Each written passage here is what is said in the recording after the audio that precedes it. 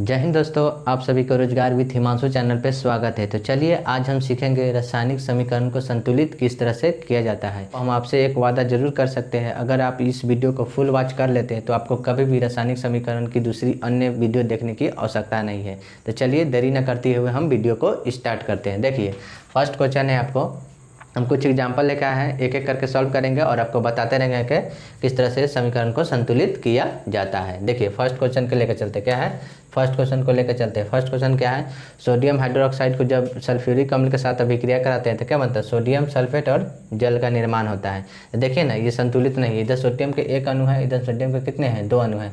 तो जब तक दोनों बराबर तत्व जितने भी है उसके संख्या दोनों जब बराबर हो जाती है तब ये समीकरण संतुलित होती है, अन्यथा यह संतुलित नहीं है। तो देखिए सोडियम इधर 1 है, इधर 2 है, हाइड्रोजन इधर 1 है, इधर 2 है, ऑक्सीजन इधर 5 है, इधर ऑक्सीजन 1 ही है। तो क्या ये संतुलित है? तो नहीं। तो चलिए इसको संतुलित करते हैं। तो चलिए एक पहला क्वेश्चन लेते हैं। पहला देखिए सोडियम, तो देखिए सोडियम के कितने अणु हैं, सोडियम का कितना अणु है, तो 1 अणु है तो 1 ले लिए। ऑक्सीजन का कितना अणु है, तो ऑक्सीजन के भी 1 है।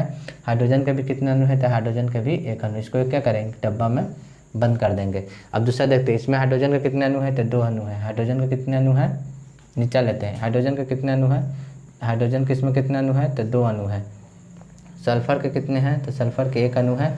और ऑक्सीजन के कितने हैं, तो ऑक्सीजन के 4 अणु है। तो इसको भी एक डब्बा में बंद कर लेंगे। तो अभिकारक वाला एक साइड ले लेंगे, अब उत्पाद वाला को एक साइड में ले लेंगे। देखिए इसमें सोडियम का कितना अणु है, सोडियम के 2 अणु हैं, तो 2 अणु ले लिए। और सल्फर के कितने हैं, तो सल्फर के 1 है तो 1 ले लेंगे। ऑक्सीजन कितने 4 है तो 4 ले लेंगे। फिर इसको एक क्या करेंगे, डब्बा में बंद कर देंगे। फिर जल, हाइड्रोजन के वहाँ कितने अणु हैं, तो 2 अणु है तो 2 ले लेंगे। ऑक्सीजन के कितने हैं, तो ऑक्सीजन के 1 है तो 1 ले लेंगे, एक डब्बा में बन गए। तो ई वाला क्या है, ये अभिकारक वाला और ये उत्पाद वाला है। अभिकारक में जो तत्व है उसके परमाणु की संख्या समान होनी चाहिए, साथ में उत्पाद दोनों आपस में क्या बराबर होने चाहिए, तभी जाके समीकरण क्या होगा, संतुलित होगी, अन्यथा समीकरण संतुलित नहीं होगी। तो देखिए फर्स्ट क्वेश्चन है, अब देखते हैं ये सोडियम के कितने अणु है, तो 1 है। इसमें सोडियम कितने हैं, तो 2 है, तो इसको भी 2 करना होगा। तो चलिए 2 से हम इसमें गुना कर देते हैं। जैसे ही 2 से गुना किए तो इस डब्बा में जितने भी तत्व है वो भी क्या होगा, 2 से गुना होगा। तो देखिए 2 एकम 2, तो सोडियम 2 हो गया। फिर 2 एकम 2, तो ऑक्सीजन भी 2 हो गया। 2 एकम 2, तो हाइड्रोजन भी कितना हो गया, 2 हो गया। तो देखिए सोडियम के कितना 1 थे तो उसको 2 करते, इधर भी 2 इधर भी 2, तो ये संतुलित हुआ। अब ऑक्सीजन देखिए, ऑक्सीजन कितने हैं, 2, इधर ऑक्सीजन कितने हैं 4, यहाँ 5, तो 5 है तभी होगा ना। तो यहाँ देखिए ना, इधर 2 है तो इसको भी 2 कर सकते थे, इधर इसको भी 2 करिए। 2 से जैसे ही ऑक्सीजन गुना हुआ तो ऑक्सीजन तो हो गया 2, लेकिन हाइड्रोजन 2 था, 2 दूना 4, तो हाइड्रोजन कितना हो गया, 4 हो गया। तो अब फिर से मिलेगा, ऑक्सीजन कितना है 2, यहाँ ऑक्सीजन कितना है 2, ठीक है। फिर यहाँ ऑक्सीजन 4, यहाँ ऑक्सीजन 4, ठीक है। फिर अब देखिए हाइड्रोजन यहाँ 2 है, यहाँ हाइड्रोजन 2 है, तो हाइड्रोजन कितने हो गए 4, यहाँ भी हाइड्रोजन कितने हो गए, तो 4। सल्फर कितने 1, तो सल्फर कितने 1। तो देखिए ये समीकरण क्या होगा, संतुलित हो गया। सब चीज़ बराबर हो गया तो समीकरण क्या हो गया, संतुलित हो गया। तो चलिए किस में क्या, फर्स्ट वाला में किए हैं 2 से गुना, तो फर्स्ट वाला में 2 से गुना कर देते हैं, ठीक। फिर क्या कहें, लास्ट वाला में 2 से गुना किए हैं तो लास्ट वाला में 2 से गुना कर देते हैं। अब समीकरण क्या होगा, संतुलित। देखिए मिला लीजिए, सोडियम कितने थे, 2 सोडियम इधर है, 2 सोडियम इधर है। ऑक्सीजन यहाँ 2 और 4, 6, तो ऑक्सीजन भी यहाँ कितना 4 और 2 6, तो ऑक्सीजन उधर भी 6। हाइड्रोजन यहाँ कितना है 2 और 2 4, हाइड्रोजन इधर कितना है 2 2 4, तो संतुलित हुआ ना। तो हाँ सच, ये संतुलित हुआ। चलिए अब दूसरे क्वेश्चन को सॉल्व करते हैं, समझाते हैं कि क्या है। देखिए अब पहला में समझ में आ गया, अब चलिए दूसरा समझते हैं। देखिए दूसरा क्या है, दूसरा है हाइड्रोजन कितने, हाइड्रोजन के कितने अणु है, तो हाइड्रोजन के 1 अणु तो 1 लिखे। नाइट्रोजन के कितने अणु है, तो नाइट्रोजन के भी 1 है तो 1 लिखे। ऑक्सीजन के कितने हैं, तो ऑक्सीजन के 3 अणु है। इसको क्या करेंगे, एक डब्बा में बंद कर देंगे। फिर उसके बाद में अब कैल्शियम के कितने अणु है, तो कैल्शियम के कितने अणु है, तो कैल्शियम के 1 अणु है, ठीक है। अब देखेंगे, देखिए ये जब ब्रैकेट लगा है तो ये ऑक्सीजन के साथ भी गुना होगा और हाइड्रोजन के भी साथ गुना होगा। तो देखिए हाइड्रोजन यहाँ 1 था, गुना होगा तो कितना 2 हो जाएगा। इसको ऐसे लिख सकते हैं ना, O2 और H2 जब गुना होगा तो यही ना होगा। तो हाँ सच यही होगा। तो चलिए लिखते हैं, ऑक्सीजन के कितने अणु है, तो ऑक्सीजन के यहाँ पे 2 अणु है तो 2 लिखेंगे। हाइड्रोजन कितने हैं, तो हाइड्रोजन के भी कितने हैं 2 है तो 2 लिखेंगे। इसको क्या करेंगे, एक बक्सा में बंद कर। अभिकारक वाला भाग लिख लिया, अब उत्पाद वाला भाग लिखिए। देखिए कैल्शियम कितने हैं, तो कैल्शियम यहाँ 1 है तो 1 लिखेंगे। अब देखिए ये भी ब्रैकेट में है, तो नाइट्रोजन के 1 अणु है, ऑक्सीजन के 3 है, तो 2 से गुना होगा तो 2, नाइट्रोजन कितना हो जाएगा, तो नाइट्रोजन सजी 2 हो जाएगा।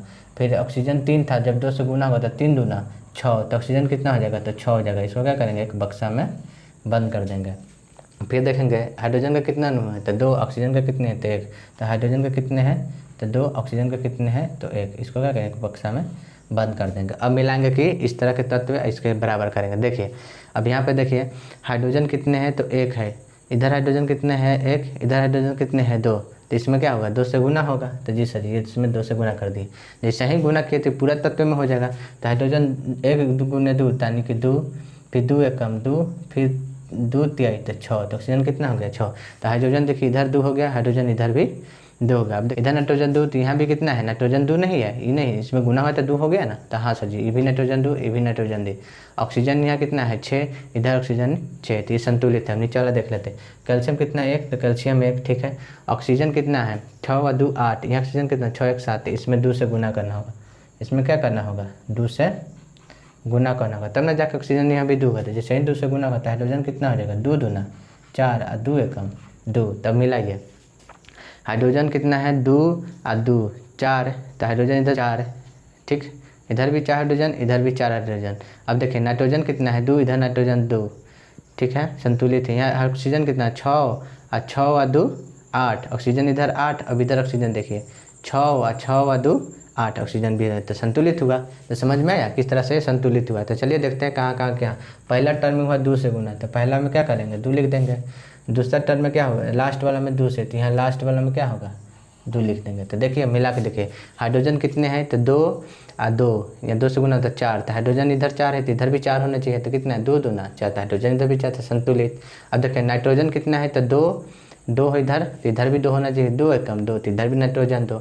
अब देखते हैं ऑक्सीजन कितना है तो 3 दूना 6 और 2 6 या 2 8, इधर 8 है तो इधर भी 8 होना चाहिए। तो देखिए ना 3 दूना 6 और 2 8, इधर भी 8 हो गया, था समीकरण क्या होगा संतुलित हुआ। तो समझ में आ रहा है ना कि आपको किस तरह से हम समीकरण को संतुलित करते जा रहे हैं। तो चलिए अब तीसरे क्वेश्चन को सॉल्व करते हैं। देखिए तीसरा क्वेश्चन क्या कर रहा है, इसमें क्या है बेरियम, तो बेरियम का कितने अणु है तो बेरियम के कितने हैं तो 1 है, तो क्लोरीन के कितने हैं 2, तो क्लोरीन Cl का कितना अणु है 2, तो इसको क्या करेंगे एक बक्सा में बंद कर देंगे।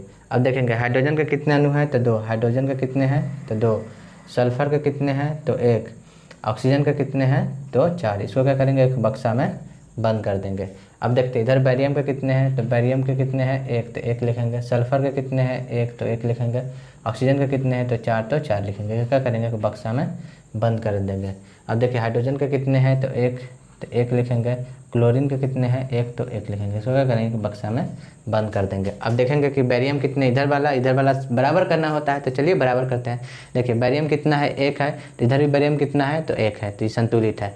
क्लोरीन कितना है 2 है, इधर क्लोरीन देखेंगे 1 है, तो इसमें क्या करेंगे 2 से गुना करेंगे तभी जाकर ना 2 होगा। तो चलिए गुना जैसे ही होता है हाइड्रोजन भी कितना हो गया 2, क्लोरीन भी हो गया 2। तो देखिए क्लोरीन भी संतुलित है, क्लोरीन भी बैरियम भी। अब देखते हैं हाइड्रोजन कितना है यहाँ 2 है, इधर हाइड्रोजन कितना है 2 है, संतुलित है। सल्फर 1 है, सल्फर 1 है, संतुलित है। ऑक्सीजन 4 है, ऑक्सीजन 4 है, तो संतुलित है। इसमें अब क्या होगा संतुलित है कहाँ पे, तो केवल लास्ट वाला में 2 से गुना, तो यहाँ लास्ट वाला में क्या होगा केवल 2 से गुना। अब देख लीजिए बैरियम कितना है 1, बैरियम 1, क्लोरीन 2, Cl2 तो Cl2 हो गया। Hydrogen 2, hydrogen 2, sulphur 1, sulphur 1, oxygen 4, oxygen 4, तो संतुलित हो गया कि नहीं, तो हाँ सर जी हो गया। तो देखिए हम ये इस विधि क्या है बीजगणितीय विधि से हम क्या, चलिए अभी लास्ट क्वेश्चन को हम हीट एंड ट्रायल विधि से करके बताते डायरेक्ट। देखिए हीट एंड ट्रायल विधि किसे कहते हैं, देखिए हीट एंड ट्रायल विधि कोई और विधि नहीं, डायरेक्ट हम देखते हैं। अभी देखिए बाएं तरफ और दाएं तरफ मिलाना रहता है, अभिकारक और उत्पाद को बराबर करना रहता है। इसमें जो तत्व उसी को बराबर करना होता है, कुछ भी नहीं करना है। देखिए यहाँ देखेंगे आयरन, आयरन कितने हैं अणु, आयरन की यहाँ 1 है, यहाँ आयरन कितना है 3 है। तो देखते हीट करते हैं देखते हैं और लगाते हैं, तो आयरन यहाँ 1 है, यहाँ आयरन कितना है 3 है, तो यहाँ 3 लेना होगा। यहाँ भी आयरन 3 हुआ, अब यहाँ भी आयरन 3 हुआ। अब देखेंगे हाइड्रोजन की यहाँ 2 अणु है, हाइड्रोजन भी है 2 अणु है, तो इसमें तो कोई छेड़खानी करनी है, संतुलित है। अब देखेंगे ऑक्सीजन 4 है, यहाँ देखिए देख रहे हैं ऑक्सीजन कितना है 1 है, तो ऑक्सीजन 4 बनाना होगा ना, तो यहाँ क्या होगा 4 से गुना होगा।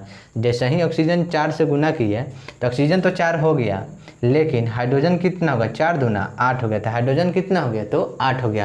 तो देखिए इधर भी हाइड्रोजन 8 करना होगा, तो 2 है, यहाँ 4 अगर लिख दे तो 4 दूना 8 नहीं हो जाएगा, तो हाँ सर जी हो गया। तो देखिए अब मिलाइए आयरन कितने अणु है 3 है, आयरन 3 है, ठीक है, Fe3 है, इधर भी है Fe3।